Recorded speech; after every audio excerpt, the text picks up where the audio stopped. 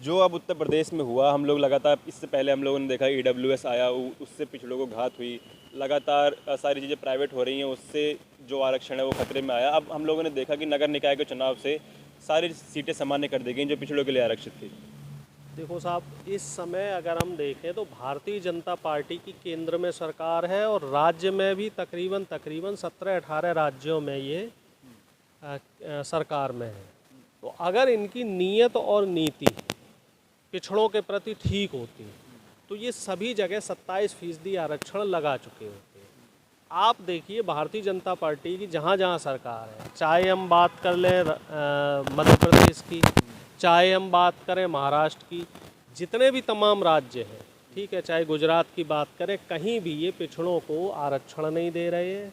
और जहाँ भी इन्हें मौका पड़ता है प्राइवेटाइजेशन लाते जा रहे हैं, निजी हाथों में सरकारी संपदा को देते जा रहे हैं, उससे भी आरक्षण को नुकसान पहुँच रहा है। और अब तो साहब इंतहा हो गई, अब निकाय चुनाव में भी जो पिछड़ों की आरक्षित सीटें थी, मध्य प्रदेश में ये सीटें खा गए। पिछली बार साल मध्य प्रदेश में निकाय चुनाव हुए थे, उनमें भी इन्होंने ओबीसी का आरक्षण खत्म कर दिया और अब उसी की पुनरावृत्ति करते हुए ये उत्तर प्रदेश में आ गए हैं। लेकिन एक चीज़ ये भूल गए हैं कि ये उत्तर प्रदेश है, ये राजनीति का गढ़ है, यहाँ से प्रधानमंत्री तय होता है। कहते हैं ना, सत्ता का जो केंद्र का सत्ता का गलियारा है वो उत्तर प्रदेश से होके ही निकलता है।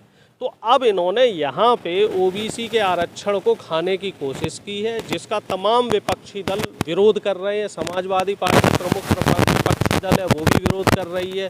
और हमारी पार्टी ने कल पूरे प्रदेश में राज्यपाल को ज्ञापन दिए हैं और हम पहले तो कोर्ट का इंतज़ार करेंगे, कोर्ट के फैसले का।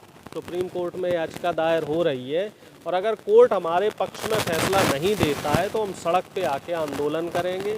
और जहाँ तक मैं समझता हूँ, सरकार ने भी लीपापोती करने के लिए राज्य पिछड़ा वर्ग आयोग का गठन कर दिया है। 5 सदस्यीय एक टीम बनाई है जो कि इस परिसीमन के लिए अब कुछ मतलब कुल मिला जुला के एक लीपापोती वाला काम इन्होंने शुरू कर दिया है, क्योंकि अब ये चारों तरफ से घिरे हुए नजर आ रहे हैं। लेकिन ऐसा क्यों है? क्योंकि प्रधानमंत्री जब आए 2014 में तो पिछड़ों के नेता बन के आए। उत्तर प्रदेश में केशव प्रसाद मौर्य हैं, डिप्टी सीएम हैं, पिछड़ों के नेता हैं। स्वतंत्र देव सिंह है। देखो साहब, बीजेपी के लिए वो एक कहावत है कि हाथी के दांत खाने के कुछ और, दिखाने के कुछ और। दिखाने के लिए तो ये पिछड़े के हितैषी है, लेकिन अगर इनकी मंशा देखी जाए तो ये निश्चित तौर पे जो मनुवाद है, मनुस्मृति है, उसको बढ़ावा देते हुए दिखते हैं। जहाँ भी इन्हें मौका मिलता है ये पिछड़ों का नुकसान करने में नहीं चूकते। देखो, 69,000 शिक्षकों की भर्ती 2018 से वो मामला लंबित है, 4 साल तकरीबन हो गए हैं, ठीक है साहब। लेकिन कोर्ट ने बोल भी दिया है कि वो जो 21,000 भर्तियां हैं उनको आप तुरंत उनकी भर्तियां करो, जो नियुक्तियां अधर में अटकी हुई हैं। लेकिन इसके बावजूद सरकार उस पर कोई काम नहीं कर रही है। सरकार ने वो 21,000 बच्चों का भविष्य अधर में लटकाया हुआ है। इसके साथ ही साथ पुलिस में जो भर्तियाँ हैं वो भर्तियाँ भी नहीं हो रही हैं, उसमें हज़ारों की संख्या में पिछड़े जो बच्चे हैं उनको उनकी नियुक्तियां होनी है, उनका भविष्य का फैसला होना है। और इसके साथ ही और भी तमाम जो प्राइमरी में शिक्षकों की भर्तियां लंबित हैं, उधर भी सरकार कोई ध्यान नहीं दे रही है। इसके अलावा आपने देखा होगा कि जो बिजली विभाग है उसमें जो इंजीनियर्स की भर्ती हुई थी, उसमें भी तकरीबन 2-2.5 हज़ार पिछड़ी जातियों के जो बच्चे हैं उनके साथ सरकार ने खिलवाड़ किया है। तो सरकार की जो ये नीयत है, और जो सरकार में मंत्री हैं, चाहे केशव प्रसाद मौर्य जी हों, चाहे स्वतंत्र देव सिंह जी हों, और तमाम जो मंत्री हैं और हमारे खुद जो प्रधानमंत्री हैं, तो इनको इस तरफ ध्यान देना चाहिए। सिर्फ वोट के लिए आप पिछड़े मत बन के रहें। जब हक हकूक़ की बात होती है तो वहाँ भी आपको पिछड़ी जाति के लिए काम करना पड़ेगा, सिर्फ कहने भर से काम नहीं चलेगा। फिर वही बात है कि पिछड़ा फिर भी वोट तो कर ही रहा है बीजेपी को, तो सबसे ज़्यादा पिछड़ा कर रहा है। नहीं साहब, ऐसा नहीं है कि पिछड़ा वोट कर रहा है। इस बार अगर वोट का देखा जाए तो भारतीय जनता पार्टी के वोट परसेंटेज में कमी आई है, सीटों में भी कमी आई है।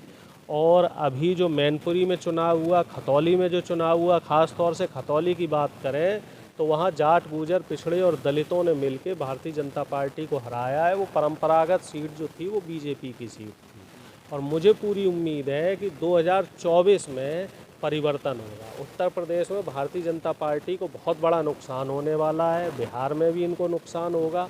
जो ये हिंदी भाषी बेल्ट जो भारतीय जनता पार्टी की जो पकड़ मानी जाती थी, अब पिछड़े समझ गए हैं, पिछड़ों को समझ में आ गया है। देखो साहब, झूठ आप एक बार बोल सकते हैं, 2 बार बोल सकते हैं, बार बार वही झूठ नहीं चलता, आपको कुछ करके भी दिखाना होता है।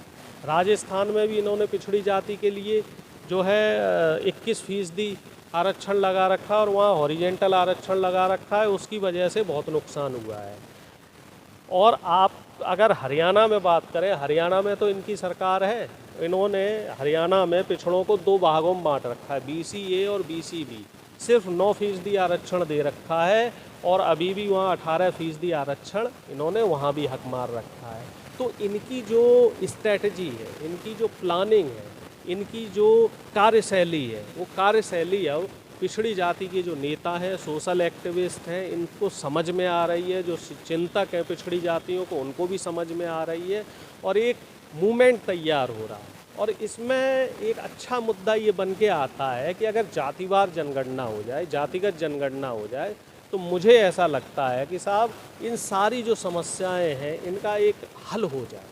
ये बात तो आप लोग कई बार कर चुके हैं, लेकिन इसके लिए कुछ हो नहीं रहा, सिर्फ बातें ही हो रही हैं कि हो जाए तो अच्छा है। कैसे हो? आए, और मैं समझता हूँ बिहार सरकार ने इसकी रजामंदी भी दे दी है। बिहार में जातिगत जनगणना होगी और जहाँ तक मैं समझता हूँ तमिलनाडु में भी जातिगत जनगणना होगी। और अगर रिजर्वेशन के लिए आइडियल सिचुएशन देखी जाए, तमिलनाडु में जाति के हिसाब से आरक्षण वहाँ की सरकार ने दे रखा है। छत्तीसगढ़ में भी भूपेश बघेल जी की जो सरकार है, उसने भी आरक्षण जो है ST को 33% आरक्षण प्रस्ताव किया है, जिसको अभी केंद्र सरकार ने अधर में लटका रखा है। तो जहाँ जहाँ कांग्रेस की सरकार नहीं है, तो वहाँ जो विपक्षी दल है उनको करके दिखाना होगा। मेरा आखिरी सवाल है कि नगर निकाय के चुनाव अभी होने हैं मेरे ख्याल से। अब आरक्षण लिया गया वापस, सारी सीटें सामान्य की गई, क्या उसके लिए आप लोग करेंगे? आंदोलन होंगे।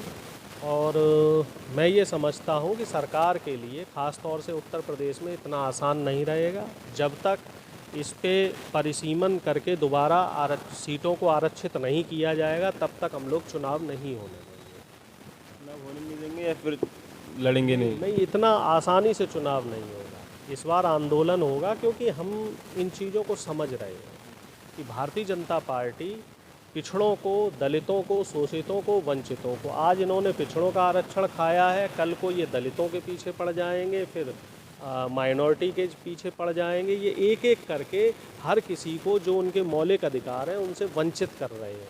तो इसके लिए हमें एक सामूहिक आंदोलन हम लोग शुरू करेंगे और सभी जो जितने भी विपक्षी दल हैं, ये मिलके इसके खिलाफ लड़ाई करेंगे। कई लोग फिर ये भी पूछते हैं कि क्या समस्या है आपका, आप लड़ी ना सामान्य सीट पर, क्या क्या दिक्कत है? नहीं, सामान्य सीट पे लड़िए तो, लेकिन क्या सामान्य सीट पे लड़ने के बाद पिछड़ों को और दलितों को उनका हक मिल रहा है? आप बताइए, जहाँ जहाँ पे आरक्षण नहीं है, अगर हम बात करते हैं कॉलेजियम सिस्टम की, जुडिशरी की, वहाँ आरक्षण नहीं है, वहाँ कॉलेजियम सिस्टम से जजों की भर्ती होती है, तो कितने पिछड़ी जाति के जज हैं वहाँ पे, कितने दलित जज हैं वहाँ पे, कितने अनुसूचित जनजाति के जज हैं वहाँ पे। आरक्षण को तो आपको लगाना ही पड़ेगा, जिससे कि जो सामाजिक रूप से जिनका शोषण हुआ है सदियों से, हजारों सालों से, उनको उनका जो एक अधिकार है वो मिल सके। मतलब ये आपको अभी भी इस बात का डर है कि सामान्य सीट पर चुनाव लड़ेंगे तो आप वो जीत हासिल नहीं कर पाएंगे? निश्चित तौर पे नहीं, जीत वाली बात नहीं है, हक ही नहीं मिलेगा। कैंडिडेट जो पिछड़ी जाति के कैंडिडेट हैं या जो दलित जाति के कैंडिडेट हैं, उनको चुनाव लड़ने का मौका नहीं मिलेगा। और संविधान ने हमें हमारा अधिकार दिया है कि कम से कम 50% जो हक है वो दलितों, पिछड़ों को और शोषितों को मिलना चाहिए। तो उसकी सुनिश्चिति प्रदेश सरकार को करनी पड़ेगी। जो संविधान ने हमें हक दिया है, अधिकार दिया है, तो उसकी अवहेलना आप कैसे कर सकते हैं? देश संविधान से चलेगा, देश मोनोपॉली से या देश लाल फीताशाही से नहीं चलेगा, देश फांसीवादी नीति से नहीं चलेगा, देश संविधान से चलेगा। बहुत शुक्रिया। तो ये थे हमारे साथ डॉक्टर अवनीश यादव, जो अभी उत्तर प्रदेश में नगर निकाय चुनाव होने होंगे अभी, लेकिन मेरे ख्याल से इसके बाद चुनाव की जो डेट है वो मेरे ख्याल आगे बढ़ा दी गई है। आगे बढ़ाई है और संभवतः 4-5 महीने बाद चुनाव होंगे, 3-4 महीने का समय लगेगा। अभी चुनाव दिसंबर में, जनवरी में होंगे, फरवरी